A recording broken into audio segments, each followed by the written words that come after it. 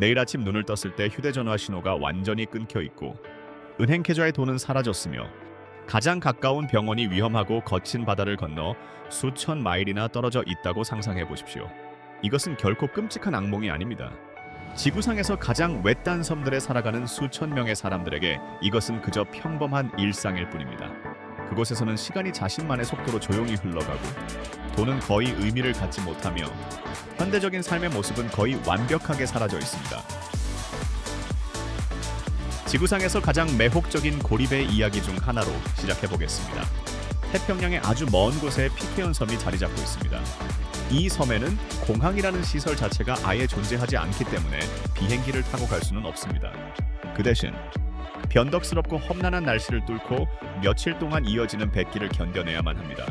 이러한 극단적인 지리적 고립 때문에 보급선이 도착하는 날은 마치 거대한 명절처럼 성대하게 축하를 받습니다. 섬 주민들은 스스로 만들거나 재배할 수 없는 모든 물품을 전적으로 이 드문 보급선에 의존하며 살아갑니다. 이곳의 삶은 현대적인 금융 시스템을 완벽하게 거부하고 있습니다. 은행이나 현금 자동 입출 금기가 그 어디에도 없기 때문에 전자결제나 신용카드는 전혀 쓸모가 없습니다. 현지인들은 실물 화폐와 전통적인 물물 교환 방식을 사용하여 생계를 유지합니다. 어떤 어부는 자신이 하루 동안 잡은 생선을 이웃이 재배한 신선한 농산물과 교환할 수도 있습니다. 혹은 솜씨 좋은 건축가가 이웃의 집을 수리해준 대가로 테이블을 만들어 받을 수도 있습니다. 마치 200년 전의 과거로 돌아간 것 같은 느낌을 주지만 이것은 주민들이 의도적으로 선택한 삶의 방식입니다. 또한 이 섬에는 단 한 명의 개인이 운영하는 아주 작은 우체국도 있습니다. 이 사람은 소포를 분류하는 일부터 전 세계의 수집가들이 간절히 원하고 열광하는 매우 희귀한 우표를 판매하는 일까지 모든 업무를 도맡아 처리합니다. 이 작은 공동체에서는 우리가 흔히 아는 일반적인 경찰서나 감옥을 찾아볼 수 없습니다. 주민들 사이에서 범죄라는 것은 사실상 들어본 적도 없는 일입니다. 한 명의 시장과 6명으로 구성된 선출직 위원회가 행정적인 업무를 전담하여 처리합니다. 만약 아주 드물게 의견 충돌이나 분쟁이 발생하게 되면 전체 주민이 한자리에 모여 평화로운 방식으로 문제를 논의하고 해결합니다. 이렇게 규모가 작은 곳에서는 익명성을 유지하는 것이 불가능하며 자신의 사회적 평판과 위치가 모든 것을 의미합니다. 모든 사람이 이웃들과 아주 깊고 끈끈하게 연결되어 있는 것입니다. 이렇게 친밀한 공동체의 구조는 학교 교육과 의료 서비스 영역까지 그대로 이어집니다. 단 하나뿐인 교실에는 다양한 연령대의 학생들이 모여 있으며 다재다능한 한 명의 교사가 이들 모두를 지도합니다. 이 교사는 과학에서부터 역사에 이르기까지 모든 과목을 가르칠 수 있는 방대한 지식을 갖추어야 하며 동시에 각 아이들의 특별한 요구사항에 맞추어 수업을 조정해야만 합니다. 의료적인 필요 역시 정식 병원 없이 해결됩니다. 사람들은 대대로 전해져 내려오는 민간요법이나 기본적인 간호, 그리고 건강 관련 지식을 가진 이웃들에게 의존합니다. 가벼운 질환이나 문제에 대해서는 외부에서 수입한 의약품을 사용합니다. 그렇다면 뉴질랜드와 칠레 사이의 중간 지점에 있는 이 외딴 작은 점 같은 곳의 쉰명, 남짓한 사람들을 머물게 하는 원동력은 무엇일까요? 이들은 놀라운 역사적 유산으로 강하게 묶여 있습니다. 현재 섬에 거주하는 모든 주민은 1789년에 영국 해군 함정인 바운티회에서 유명한 선상 반란을 일으켰던 선원들의 직계 후손들입니다. 여러분이라면 과연 현대 세계의 편리함을 포기하고 이토록 강렬한 수준의 고립된 삶을 기꺼이 받아들일 수 있으십니까? 여러분의 생각과 의견을 댓글로 자유롭게 남겨주시기 바랍니다. 이제 남대서양에 위치한 세인트 헬레나라는 이름의 외딴 지역으로 여행을 떠나보겠습니다. 4,500명의 주민이 살고 있는 이곳은 피스케온 섬보다는 규모가 훨씬 크지만 여전히 깊은 고립감을 간직하고 있는 곳입니다. 현지인들은 애정을 담아 서로를 세인트라고 부르며 이들은 익명성이 존재하지 않는 사회의 역동적인 심장부 역할을 합니다. 거리를 걸어가면 누구에게나 다정하고 친근한 인사를 받을 수 있으며 운전자들은 그저 대화를 나누기 위해 도로 한가운데에 차를 멈춰 세우는 일도 아주 빈번합니다. 이곳에서 범죄율은 사실상 0에 가깝습니다. 이 평온하고 조용한 안식처는 세상의 다른 곳과는 완전히 다른 속도로 돌아갑니다. 교통체증이라는 개념 자체가 아예 허구에 불과하기 때문에 신호등은 단 하나도 찾아볼 수 없습니다. 번잡하고 시끄러운 쇼핑몰이나 화려한 나이트클럽도 없으며 5G 이동통신 네트워크를 찾는 것은 깨끗하게 포기하는 것이 좋습니다. 이곳에서는 물질적인 소유물보다 진정한 의미의 공동체 의식을 훨씬 더 높게 평가합니다. 사람들은 굳이 부탁받지 않아도 자연스럽게 서로를 돕습니다. 이곳에 사는 여성들은 특별한 인정과 찬사를 받을 자격이 충분합니다. 그들은 가정을 돌보고 훌륭하게 키워내며 전통을 보존함으로써 이 작은 공동체의 든든한 척추 역할을 수행합니다. 그들의 리더십은 극적이고 눈에 띄는 행동이나 큰 목소리로 나타나는 것이 아닙니다. 오히려 사회적 결속력을 깊이 있게 유지하는 그들의 따뜻하고 환영하는 태도와 깊은 지혜를 통해 자연스럽게 발현됩니다. 하지만 이 아름다운 낙원에서의 삶은 물리적인 장벽과 천문학적인 생활 비용을 동반합니다. 거의 모든 필수품을 외부에서 수입해야 하므로 생활비가 엄청나게 비쌉니다.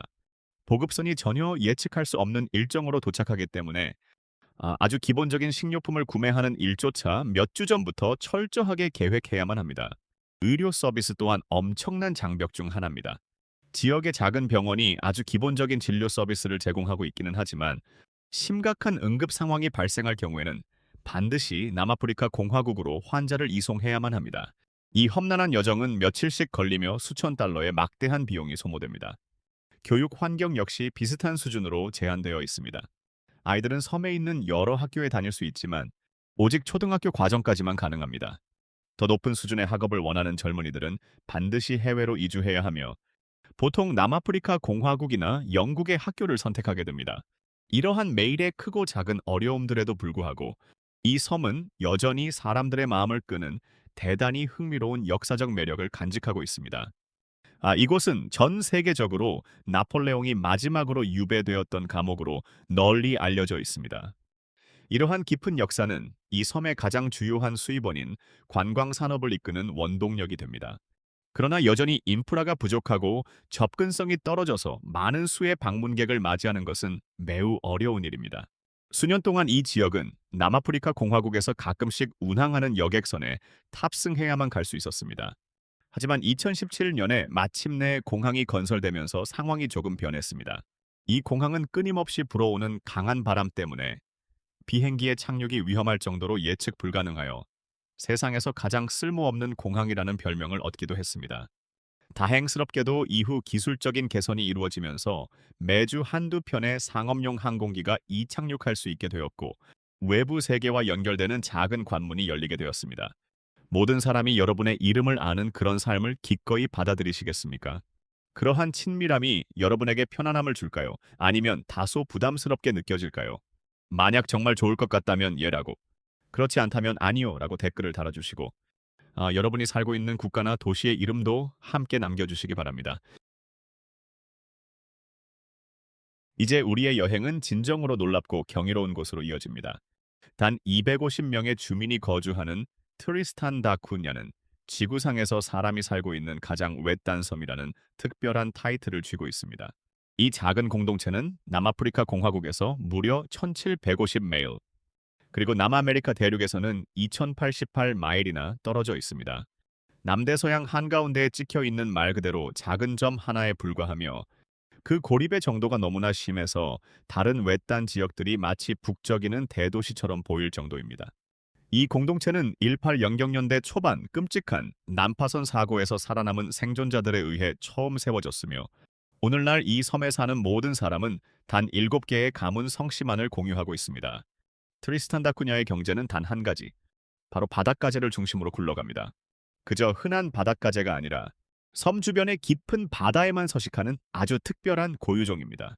이것은 주민들의 주된 식량 공급원일 뿐만 아니라 그들의 경제 시스템 전체를 지탱하는 핵심입니다. 남자들은 배를 타고 거친 바다로 나가 바닷가재를 잡고 여자들은 가공시설에서 일을 하며 이 바닷가재 수출을 통해 벌어들인 수입으로 섬에 필요한 외부 세계의 모든 물품을 사들입니다. 하지만 트리스탄 다쿠냐가 진정으로 놀라운 점은 바로 이것입니다. 이곳에는 공식적인 직업이나 고정된 월급이라는 개념이 존재하지 않습니다. 모든 사람이 자신이 가장 잘할 수 있는 일을 통해 기여하고 그 혜택은 공동체 전체가 함께 누립니다. 남성과 여성 모두 감자밭에서 땀을 흘리며 일하는데 이 감자밭은 섬의 농업에서 가장 핵심적인 부분입니다. 각 가족은 작은 땅을 배분받으며 그곳에서 농사를 짓는 것은 단순히 식량을 생산하는 것을 넘어서 거의 종교적인 신념의 행위와도 같습니다. 단 250명뿐인 이 작은 사회에서는 숨거나 게으름을 피울 수가 없습니다. 모두의 생존이 다른 모든 사람이 각자의 역할을 다하는 것에 완전히 달려 있기 때문입니다. 이 섬은 활화산에 기슭에 자리 잡고 있으며 가장 마지막으로 화산이 폭발했던 1960년대에는 전체 인구가 어쩔 수 없이 영국으로 대피하여 2년 동안이나 머물러야만 했습니다. 그러나 이 사람들은 다시 화산이 폭발할 수 있다는 사실을 뻔히 알면서도 다시 고향으로 돌아와 무너진 삶의 터전을 재건하고 자신들만의 고립된 삶을 계속해서 이어나가는 것을 선택했습니다. 비록 이 섬에도 현대적인 영향이 조금씩 스며들기는 했지만 고립으로 인한 도전 과제들은 여전히 존재합니다. 우리가 흔히 아는 일반적인 전기 공급망이 없어서 중앙 집중식 디젤 발전기를 통해 전력을 공급받아야 합니다. 극심한 추위의 겨울과 잦은 폭풍우가 몰아치는 이곳의 삶은 대단히 고되고 힘듭니다. 이 섬은 주민들에게 평범함을 뛰어넘는 아주 강인한 회복력과 인내심을 요구합니다. 이러한 극심한 어려움들 속에서도 트리스탄 다 쿠냐는 수많은 종류의 새들과 해양 생물들이 안전하게 피난처를 찾는 경이로운 자연의 낙원이기도 합니다.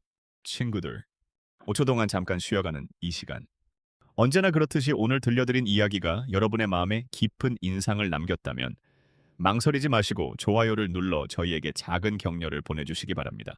그리고 만약 저희 채널을 처음 방문하셨다면 잊지 말고 구독 버튼을 누르시고 알림 설정까지 켜두셔서 앞으로 업로드될 가장 흥미롭고 흥분되는 콘텐츠를 빠르게 만나보세요. 자, 그럼 이제 트리스탄 다 쿠냐로의 여정을 계속 이어가 보겠습니다. 이곳을 방문하려면 남아프리카 공화국의 케이프타운에서 1년에 단 몇 번만 출항하는 특별한 선박에 탑승해야만 합니다. 단순히 여행을 가겠다고 충동적으로 결정할 수 있는 곳이 아닙니다. 최소 몇 달 전부터 철저하게 계획을 세워야 하고 날씨가 도와주기를 간절히 기도해야 하며 몇 주가 걸릴지도 모르는 길고 험난한 여정에 철저히 대비해야 합니다. 상업용 항공편도 없고 정기적으로 운항하는 여객선도 없으며 무언가 잘못되었을 때 대비할 수 있는 예비 계획조차 전혀 없습니다. 이곳의 의료 서비스는 아무리 좋게 보아도 매우 기본적인 수준에 머물러 있습니다. 섬에 필수적인 장비와 의사 1명, 간호사 1명, 치과의사 1명을 갖춘 작은 병원이 있기는 하지만 조금이라도 심각한 상황이 발생하면 무조건 남아프리카 공화국으로 긴급 후송해야 합니다. 게다가 이 섬에는 16세 이하의 아이들에게 교육을 제공하는 학교 한 곳과 아주 작은 식료품점 하나가 있습니다. 하지만 모든 생필품과 물자가 가장 가까운 대륙에서 배로 운송되어야 하기 때문에 음식을 주문하려면 몇 주 혹은 심지어 몇 달 전부터 미리 준비하고 신청해야만 합니다. 그럼에도 불구하고 트리스탄 다 쿠냐의 주민들은 앞서 언급했던 세인트 헬레나 사람들과 마찬가지로 자신들이 선택한 삶의 방식에 강한 자부심을 느낍니다. 이 섬에서 자유시간이라는 것은 대단히 희귀하고 귀중한 사치품과 같습니다. 어떤 주민들은 목공일에 자신의 열정을 쏟고 또 다른 사람들은 가끔 섬을 찾아오는 방문객들에게 팔기 위해 작고 정교한 수공예품을 정성껏 만듭니다. 또한 악기를 연주하거나 교회 성가대에 모여 노래 연습을 하는 사람들도 있습니다. 음악과 종교는 이 작은 공동체의 감정적인 기둥 역할을 톡톡히 해내며 단조로운 일상의 지루함을 깨고 끝없이 이어지는 기나긴 기다림의 시간 속에서 삶의 진정한 의미를 찾아줍니다. 이제 우리는 뉴질랜드에서 북동쪽으로 2,000마일이나 떨어진 곳에 단 62명의 주민이 살고 있는 파머스턴을 발견하기 위해 쿡제도로 모험을 떠납니다. 놀랍게도 이 섬에 살고 있는 모든 사람은 단 하나의 동일한 가문에서 뻗어나온 핏줄입니다. 1774년에 제임스 쿡 선장이 처음 파머스턴을 발견했으며 오늘날 이곳은 지구상에서 가장 철저하게 고립된 공동체 중 하나로 널리 알려져 있습니다. 결혼이나 인간관계를 맺을 때에는 수세대 전까지 거슬러 올라가는 복잡한 가족관계를 아주 신중하게 고려하고 따져봐야만 합니다. 파머스턴에서의 삶은 지극히 단순하고 고립되어 있습니다. 상점도 없고 은행도 없으며 시장이나 식당 같은 편의시설은 눈을 씻고 찾아봐도 없습니다. 만약 무언가 필요한 것이 있다면 스스로 직접 만들거나 이웃과 물물 교환을 하거나 아니면 몇 달에 한 번씩 어쩌다 섬에 도착하는 보급선을 하염없이 기다리는 수밖에 없습니다. 주민들은 대대로 전해져 내려오는 전통적인 기술을 사용하여 주로 낚시를 하거나 소규모 농사를 지으며 생계를 유지합니다.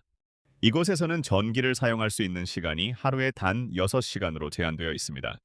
수백 마일 밖에서 배로 실어와야 하는 연료로 가동되는 디젤 발전기에 의존하기 때문입니다.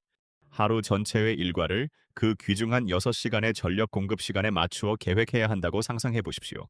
라디오 충전은 언제 할 것인가요? 전동 공구는 언제 사용해야 할까요? 음식은 어떻게 보관하고 보존할 것인가요? 전기를 사용하는 모든 결정은 여러분의 생존과 안락함에 직결되는 고도의 전략적 선택이 됩니다. 의료 서비스 상황은 훨씬 더 끔찍한 도전입니다. 가장 가까운 의료시설은 탁 트인 넓은 바다를 가로질러 300마일 이상 떨어진 라로통가에 위치해 있습니다. 누군가 심각한 병에 걸리거나 크게 다쳤을 때 마을 사람들은 며칠이 걸릴지 모르는 위험천만한 바다 횡단을 시도할 것인지, 아니면 섬에 남아있는 아주 기본적인 구급용품만으로 어떻게든 문제를 해결해 볼 것인지 대단히 고통스러운 결정을 내려야만 합니다. 구조 헬리콥터도 없고 응급 구조대도 없으며 상황이 악화되었을 때 쓸 수 있는 대안도 전혀 없습니다. 물 부족 문제는 삶의 난이도를 한층 더 끌어올립니다. 이 섬에는 천연 담수원이 아예 존재하지 않기 때문에 마실 수 있는 물은 단 한 방울도 빠짐없이 빗물을 모아서 사용해야 합니다. 비가 오지 않는 건조한 시기가 찾아오면 물을 배급하고 아껴 쓰는 것은 곧 생사가 걸린 중대한 문제가 됩니다. 그럼에도 파머스턴 사람들은 현대인들이 상상하기 힘든 놀라운 회복력과 자급자족 능력을 발전시켜 왔습니다. 그들은 고대의 위대한 항해사들처럼 날씨의 변화와 패턴을 읽어내는 법을 배웠고, 냉장고 없이도 음식을 오랫동안 보관하는 방법을 터득했으며, 전통적인 민간요법으로 각종 질병을 치료하고, 주변에서 구할 수 있거나 스스로 만들어낸 재료만으로 기계와 장비들을 수리하고 유지하는 방법을 익혔습니다. 이러한 기술들은 현대 사회를 살아가는 우리 대부분이 이미 완벽하게 잃어버린 귀중한 능력들입니다. 우리의 여정은 이제 아마도 지구상에서 가장 다른 세상 같은 분위기를 풍기는 유인도 바로 소코트라 섬으로 우리를 이끕니다. 인도양 한가운데 예멘 해안에서 217마일 떨어진 곳에 위치한 이 섬은 마치 다른 행성에서 그대로 떼어온 것 같은 신비로운 모습을 하고 있습니다. 유네스코는 이곳을 지구상에서 가장 기이한 장소라고 부르는데, 우산 모양의 독특한 가지 덮개와 핏빛처럼 붉은 수액을 머금고 있는 용혈수를 직접 눈으로 보게 된다면 왜 그런 수식어가 붙었는지 단번에 이해할 수 있을 것입니다. 소코투레는 6만 명의 사람들이 살고 있습니다. 이들은 대부분 베두인족이거나 고대 아랍 상인들의 후손으로 지구상 그 어느 곳에도 존재하지 않는 독특한 동식물들과 어우러져 살아가고 있습니다. 전체 식물종의 37% 이상, 파충류의 90%, 그리고 육지 달팽이의 95%가 오직 이 섬에서만 발견되는 고유종입니다. 이곳은 마치 아주 오랜 시간 동안 세상과 단절된 차에 생명체들이 완전히 다른 방향으로 진화해온 살아 숨쉬는 진화의 실험실과도 같습니다. 소코트라 사람들은 이 외계 행성 같은 이질적인 환경에 놀라울 정도로 훌륭하게 적응해 왔습니다. 그들은 약이나 염료로 사용하기 위해 용혈수에서 붉은 수액을 채취하는 특별한 기술을 배웠습니다. 또한 맹렬하게 부는 강풍과 극단적인 온도 변화, 그리고 해안가에서 험준한 산악 내륙으로 드라마틱하게 변하는 거친 지형 속에서도 생존할 수 있는 그들만의 방식을 개발했습니다. 인간이 살기에 몹시 적대적으로 보이는 환경조차 그들의 지혜 앞에서는 훌륭한 삶의 터전이 되었습니다. 소코트라를 특히 더 매혹적으로 만드는 것은 주민들이 지구상에서 가장 독특한 생태계 속에서 살아가면서도 어떻게 고대의 전통을 고스란히 지켜왔는가 하는 점입니다. 현지 전설 속에서 바다의 마법사로 불리는 여성들은 수백 년 동안 세대를 거쳐 비밀스럽게 전해에 내려온 식물과 자연치유법에 대한 깊은 지식을 지니고 있다고 전해집니다. 이 섬의 오랜 고립은 그들에게 축복이자 동시에 저주였습니다. 고립 덕분에 독특한 희귀종들과 전통적인 삶의 방식이 훼손되지 않고 보존될 수 있었지만, 반대로 그만큼 소코트라에 도달하는 것을 상상 이상으로 어렵게 만들었습니다. 인도양의 거센 해류, 계절마다 방향을 바꾸는 강력한 몬순 바람, 그리고 전혀 예측할 수 없는 조수는 수세기 동안 이 섬으로의 여행을 대단히 위험하게 만들었습니다. 오늘날에도 소코트라에 가려면 아랍에미리트의 아부다비에서 일주일에 단 한 번 운항하는 전세기를 이용해야만 하며, 이마저도 반드시 특별하게 허가받은 전문 여행사를 통해서만 일정을 잡을 수 있습니다. 소코트라의 상황을 더욱 복잡하게 만드는 것은 이 섬이 현재 심각한 내전을 겪고 있는 국가인 예멘의 영토에 속해 있다는 사실입니다. 하지만 섬이 워낙 멀리 떨어져 있는 지리적인 특성 덕분에 예멘 본토를 휩쓸고 있는 끔찍한 폭력 사태로부터는 비교적 안전하게 지켜질 수 있었습니다. 이는 세계에서 가장 위험한 분쟁 국가의 국경선 안에 전 세계에서 가장 평화롭고 독특한 장소가 평온하게 존재하고 있는 대단히 기묘하고 역설적인 상황을 만들어냅니다. 소코트라 사람들은 이슬람 율법에 따라 일부 다처제를 실천하고 있지만 섬의 팍팍한 경제적 제약과 철저한 고립 때문에 실제로는 이러한 관습이 상당히 제한적으로만 이루어집니다. 이는 이렇게 고립된 공동체들이 세상의 다른 곳에서는 이미 오래전에 사라져버린 전통적인 사회 구조를 좋든 나쁘든 자신들만의 방식으로 끈질기게 유지하고 있다는 사실을 잘 보여줍니다. 이러한 장소들을 진정으로 이해하기 위해서는 서로 다른 공동체들이 자신들만의 사회를 구성하고 유지하기 위해 각기 다른 길을 선택했다는 사실을 있는 그대로 존중하고 받아들여야만 합니다. 마데라와 카나리아 제도 사이에는 유럽에서 가장 외딴 영토 중 하나인 사베지 제도가 자리 잡고 있습니다. 이 작은 무인도들은 1970년대부터 엄격한 자연 보호 구역으로 지정되어 왔으며 인간의 간섭 없이 생태계가 어떻게 발전하는지 관찰할 수 있는 아주 특별한 환경을 제공합니다. 사베지 제도는 현대 세계에서 점점 더 찾아보기 힘든 진정한 야생 그 자체를 보여줍니다. 시속 100km를 넘나드는 강풍이 자주 불고 거센 파도로 인해 몇 주 동안이나 섬에 접근하는 것이 불가능한 이곳은 이른바 자연적인 고립을 완벽하게 이루어냈습니다. 가파른 절벽과 바다 동굴, 그리고 바람이 휘몰아치는 고원지대로 이루어진 지형은 지질학적 과정을 이해하기 위한 거대한 야외 실험실 역할을 톡톡히 해냅니다. 이 제도가 특히 엄청난 가치를 지니는 이유는 생물 다양성을 지키는 훌륭한 피난처 역할을 하기 때문입니다. 세계에서 가장 큰 군락 중 하나인 2,000쌍 이상의 코리슴새가 이 섬들을 번식지로 삼고 있습니다. 이 놀라운 새들은 매년 수만 킬로미터를 이동하며 대서양을 건너 브라질로 날아가기 전에 사베지 제도에서 번식을 마칩니다.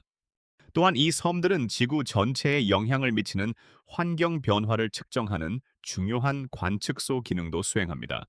지리적으로 아주 멀리 떨어져 있고 인공 조명이 전혀 없기 때문에 과학자들은 대서양의 빛 공해 수준을 측정하고 주요 바람 패턴과 해류를 추적하며 인간의 활동에 영향을 받지 않는 장기적인 기후 변화를 연구하는데 사베지 제도를 활용합니다. 이곳은 유럽 전체를 통틀어 빛 공해 제로 구역으로 지정된 극소수의 장소 중 하나입니다. 연구원과 아주 소수의 생태 관광객으로 방문을 엄격하게 제한하는 규정은 인간의 부정적인 영향으로부터 이 취약한 생태계를 보호하는 데 큰 도움을 줍니다. 하지만 이렇게 멀리 떨어진 섬들조차도 해수면 상승과 외래종의 침입, 그리고 불법 어업과 같은 심각한 위협에 직면해 있습니다. 사배지 제도는 지구상에서 가장 고립된 장소조차도 전 지구적인 환경 문제와 깊게 연결되어 있다는 사실을 우리에게 일깨워 줍니다. 키리바시의 라인 제도에 속한 캐롤라인 섬은 고립된 장소가 지닌 믿을 수 없는 아름다움과 동시에 그 아름다움을 영원히 지워버릴 수도 있는 기후변화의 가혹한 현실을 모두 보여주는 곳입니다. 가장 가까운 대도시에서 무려 4천 마일 이상 떨어져 있는 캐롤라인 섬은 영구적인 정착지나 인프라 혹은 관광 개발의 손길이 거의 닿지 않는 채로 남아 있어서 세계에서 마지막으로 남은 훼손되지 않은 야생 동물 보호 구역 중 하나가 되었습니다. 이 섬의 아름다움은 거의 초현실적인 수준입니다. 수천 마리의 바다새와 셀 수 없이 많은 해양 생물들에게 훌륭한 피난처를 제공하는 깨끗한 산호초가 반짝이는 청록색 석호를 아름답게 둘러싸고 있습니다. 우아한 자태의 검은 알바트로스와 흰목 다오기를 포함하여 매년 10,000마리가 넘는 바다새들이 이곳에 둥지를 틉니다. 산호초는 단순히 눈으로 보기에만 장관인 것이 아니라 전 세계 바다의 건강에 크게 기여하는 해양 생태계의 아주 필수적인 토대 역할을 합니다. 하지만 캐롤라인 섬의 이야기에는 우리 지구의 미래에 대한 매우 진지하고 엄숙한 경고가 포함되어 있습니다. 해수면이 상승하면서 이 섬을 비롯한 저지대 섬들이 다음 세기 안에 바닷속으로 완전히 가라앉을 심각한 위험에 처해 있습니다. 여러 연구 결과에 따르면 캐롤라인 섬과 같은 장소들이 수천 년 동안 존재해온 결코 다시 만들어낼 수 없는 생태계와 함께 영영 사라질 수 있다고 합니다. 이것은 참으로 가슴 아픈 모순을 만들어냅니다. 캐롤라인 섬을 인간의 무분별한 개발과 관광으로부터 안전하게 보호해준 바로 그 고립이라는 지리적 특성이 수천 마일 밖의 인간 활동으로 인해 발생하는 기후 변화의 세계적인 영향으로부터는 이 섬을 지켜주지 못하기 때문입니다. 이 섬은 경이로운 자연의 아름다움을 보여주는 살아있는 본보기이자 환경을 보호해야 하는 우리의 전 지구적 책임에 대한 강력한 경고의 메시지를 동시에 전달합니다. 태즈먼해 한가운데에 위치한 로드하우 섬은 고립된 공동체가 무한한 성장 대신 지속 가능성을 선택했을 때 어떤 놀라운 일이 일어날 수 있는지를 우리에게 잘 보여줍니다. 700만 년 전쯤에 형성되어 바닷속에 잠긴 화산 지대의 흔적인 이곳은 인간이 훼손되지 않은 깨끗한 자연 환경과 어떻게 조화롭게 살아갈 수 있는지를 보여주는 완벽한 모델이 되었습니다.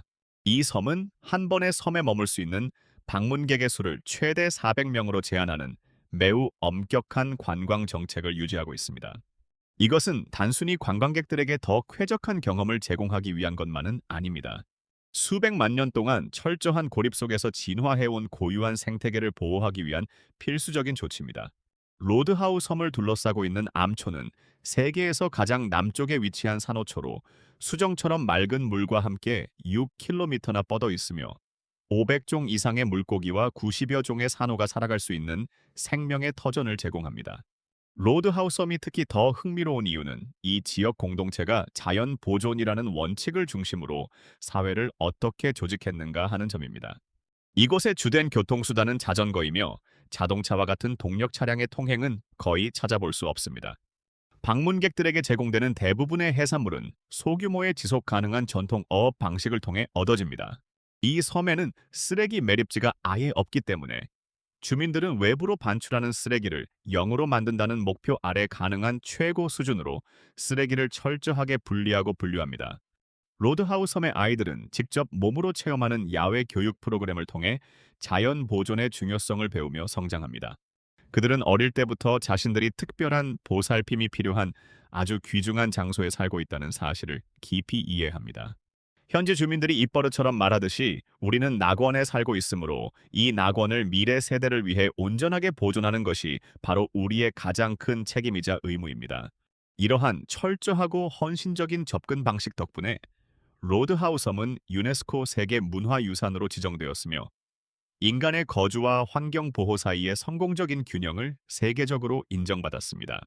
이 섬은 재생 가능 에너지를 적극적으로 사용하고 폐기물을 아주 신중하게 관리하며 거주민과 방문객 모두에게 높은 삶의 질을 제공하면서도 인간이 미치는 영향을 최소화하기 위한 다양한 조치들을 성공적으로 실행하고 있습니다. 우리의 마지막 목적지는 마지막 개척지라고 불리는 필리핀의 팔라완입니다. 이곳은 토착 공동체가 제한적인 현대 사회와의 접촉에 유연하게 적응하면서도 자신들만의 전통적인 삶의 방식을 굳건하게 유지해온 특별한 장소입니다. 엘니도와 코론의 유명한 해변들은 수정처럼 투명하고 맑은 물과 숨겨진 신비로운 석호, 그리고 고운 백사장을 자랑하지만 팔라완의 진짜 가치 있는 이야기는 그곳에 사는 사람들과 그들이 자연 세계와 맺고 있는 깊은 관계 속에 담겨 있습니다. 필리핀에서 가장 오래된 원주민 그룹 중 하나인 탁바누아족은 그들만의 고유한 문자 체계를 가지고 있으며 바다를 경외하고 존중하는 특별한 의식을 치릅니다. 이들의 전통적인 관습에는 숲에서 자라는 식물로 천을 염색하는 일과 수세대를 거쳐 전수된 기술을 사용하여 나무로 만든 방카 보트를 건조하는 일, 그리고 항해를 떠나기 전에 바다에 제물을 바치는 의식 등이 포함됩니다. 탁바누아족이 직접 관리하는 구역들은 지역 공동체를 기반으로 하는 지속 가능한 관광의 아주 훌륭한 모범 사례로 여겨집니다. 팔라완을 진정으로 놀랍게 만드는 것은 눈을 떼기 힘든 자연의 아름다움과 생생하게 살아 숨쉬는 문화적 전통이 어떻게 조화롭게 결합되어 있는가 하는 점입니다. 이 섬은 그 특유의 엄청난 투명도 때문에 한때 미국 항공우주국에서 수면의 반사율을 연구하기 위한 기준 장소로 선정하기도 했습니다. 내륙에 있는 일부 호수에는 따뜻한 물과 차가운 물이 섞이지 않고 자연스럽게 층을 이루는 현상이 나타나는데 이는 마치 여러 계절을 동시에 헤엄치는 듯한 대단히 신비로운 감각을 선사합니다. 팔라완의 여성들은 전통적인 토착 지식을 수호하는 파수꾼으로서 매우 중요한 역할을 수행합니다. 젊은 탁바누아족 여성 가이드들은 방문객들에게 약용식물을 구별하는 방법을 가르치고 전통 지식이 세대에서 세대로 어떻게 전수되는지 친절하게 설명합니다. 여성 단체들은 천연 비누를 만들고 버려지는 플라스틱 쓰레기를 유용한 물건으로 탈바꿈시키며 아이들을 위한 교육 투어를 진행하는 등의 다양한 활동을 주도적으로 이끌고 있습니다. 팔라와는 고립이라는 것이 반드시 현대 세계와의 완벽한 단절을 의미하지는 않는다는 것을 우리에게 잘 보여줍니다. 그 대신 수백 년 동안 공동체가 번영할 수 있도록 도왔던 전통 지식과 지속 가능한 관습을 온전하게 보존하면서도 현대성의 어떤 측면을 수용할 것인지 현명하게 선택할 수 있다는 것을 의미합니다. 결론. 이 9곳의 놀라운 장소들을 탐험한 후 우리는 처음 우리를 이곳으로 이끌었던 그 질문으로 다시 돌아가게 됩니다. 과연 여러분은 이렇게 고립된 공동체 속에서 더 큰 행복을 느낄 수 있을까요? 이 질문에 대한 대답은 결코 간단하지 않습니다. 왜냐하면 이러한 장소들은 우리가 현대 세계에서 무엇을 얻었고 또 무엇을 잃어버렸는지 정면으로 마주하고 깊이 성찰하게 만들기 때문입니다. 이렇게 고립된 외딴 섬들은 모든 사람이 서로를 깊이 알고 은행 계좌에 찍힌 숫자보다 개인의 평판이 훨씬 더 중요하며 전통적인 기술과 지혜가 가치 있게 여겨지고 진정한 인간적 교류를 나눌 수 있을 만큼 삶의 속도가 여유로운 공동체의 참모습을 우리에게 보여줍니다. 그들은 현대적인 삶이 주는 편리함을 기꺼이 내려놓는 대신 우리 중 많은 이들이 그토록 간절히 찾는 삶의 목적과 공동체의 유대감, 그리고 평화와 자연 세계와의 직접적인 관계를 얻었습니다. 하지만 그들은 또한 우리 대부분이 매우 두렵게 여길 만한 위험과 한계도 함께 받아들였습니다. 현대적인 병원에서는 아주 쉽게 치료할 수 있는 의료적인 응급 상황이 이곳에서는 곧바로 생명을 위협하는 치명적인 상황으로 변하게 됩니다. 안정적인 전기 공급이나 수도꼭지에서 쏟아지는 맑은 물처럼 우리가 너무나 당연하게 여기는 단순한 편리함조차도 이곳에서는 끊임없는 관심과 치밀한 계획이 필요한 대단히 귀중한 자원이 됩니다. 여러분은 어떻게 생각하십니까? 여러분은 이렇게 철저하게 고립된 공동체 중 한 곳에서 살아갈 수 있으십니까? 현대 생활의 어떤 점이 가장 그리울 것 같으며 반대로 어떤 점을 새롭게 얻을 수 있을까요? 아래 댓글란에 여러분의 솔직한 생각과 의견을 공유해 주시고 이 섬들 중 어느 곳이 여러분의 흥미를 가장 강하게 끌었는지 알려주시기 바랍니다. 그리고 저희 채널을 구독하시고 알림 설정 벨을 켜두시는 것을 잊지 마세요. 그래야 다음 영상에서 여러분을 다시 반갑게 뵐 수 있으니까요. 오늘 저희와 함께 이 특별한 여정을 즐겨주셔서 정말 감사합니다. 여러분 모두 유익하고 즐거운 시간을 보내셨기를 바랍니다. 여러분의 아낌없는 지지와 응원은 저희에게 세상 그 무엇보다 큰 의미가 있습니다. 여러분의 앞날에 최고의 행운이 함께하기를 진심으로 기원합니다. 시청해주셔서 감사합니다. 댓글을 남겨주시고 좋아요와 구독 버튼을 눌러주세요. 앞으로 더 재미있는 영상으로 찾아뵙겠습니다. 다음 영상에서 만나요.